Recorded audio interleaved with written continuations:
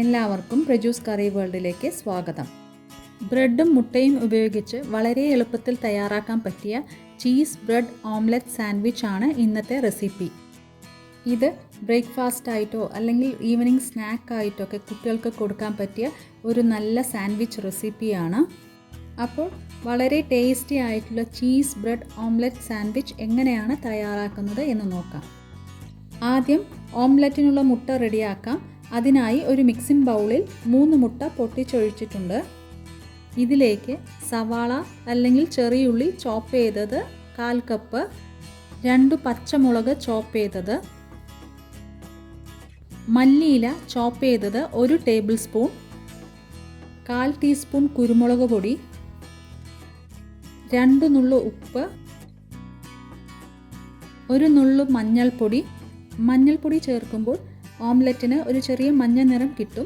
അതിനായിട്ടാണ് ഞാനിവിടെ ചേർത്തിരിക്കുന്നത്. നിങ്ങൾക്ക് വേണമെങ്കിൽ ഇത് സ്കിപ്പ് ചെയ്യാവുന്നതാണ്.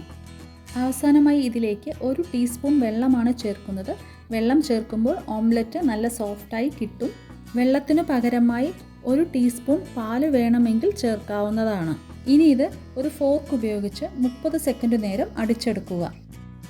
ഇപ്പോഴിത് നന്നായി അടിച്ചെടുത്തിട്ടുണ്ട്. ഇനി ഇത് മാറ്റി വയ്ക്കാം. ഇനി ഒരു ചൂടായ പാനിലേക്ക് കുറച്ച് ബട്ടർ ചേർത്ത് സ്പ്രെഡ് ചെയ്ത് കൊടുക്കുക. ബട്ടറിന് പകരമായി നെയ്യോ എണ്ണയോ ഉപയോഗിക്കാവുന്നതാണ്.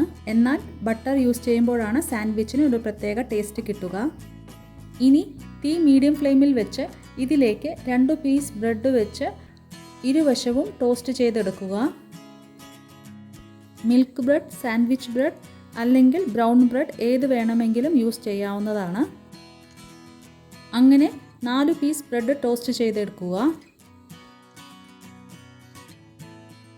ഇനി ഇതേ പാനിലേക്ക് കുറച്ച് ബട്ടർ ചേർത്ത് സ്പ്രെഡ് ചെയ്ത് കൊടുത്ത ശേഷം നേരത്തെ തയ്യാറാക്കി വെച്ച മുട്ട ഇതിലേക്ക് ഒഴിക്കുക.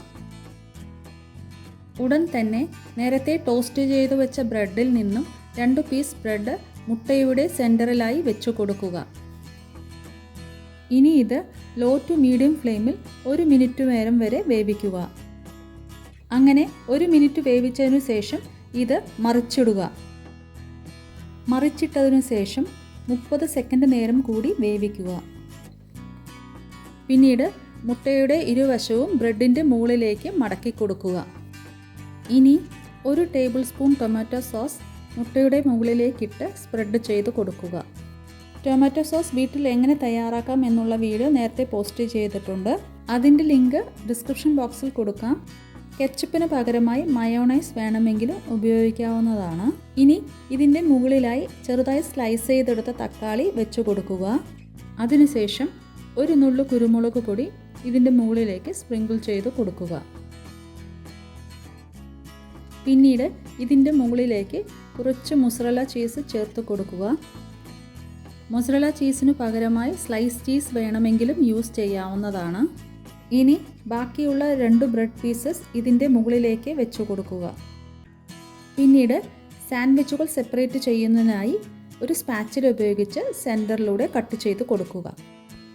ഇനി ചീസ് മെൽറ്റാവുന്നതിനായി 1/2 മിനിറ്റ് കൂടി കുക്ക് ചെയ്യുക. 1/2 മിനിറ്റ് ആകുമ്പോൾ ചീസ് മെൽറ്റായി തുടങ്ങും. അപ്പോൾ ഫ്ലെയിം ഓഫ് ചെയ്ത ശേഷം സാൻഡ്വിച്ചിനെ ഒരു പ്ലേറ്റിലേക്ക് മാറ്റുക.